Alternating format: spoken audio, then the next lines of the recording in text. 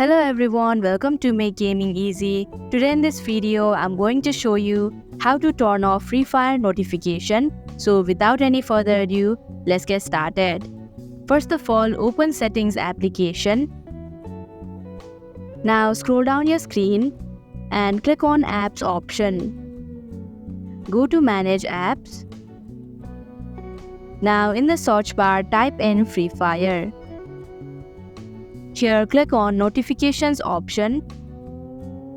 Now you'll just have to turn off the button of the option that says Show Notifications.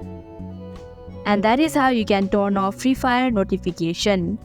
Thank you for watching Make Gaming Easy. I hope this video was helpful to you. If it was, hit the like button and comment down if you have any questions or feedback. Also, if you are new to our channel, subscribe and hit the bell icon so that you don't miss our upcoming videos.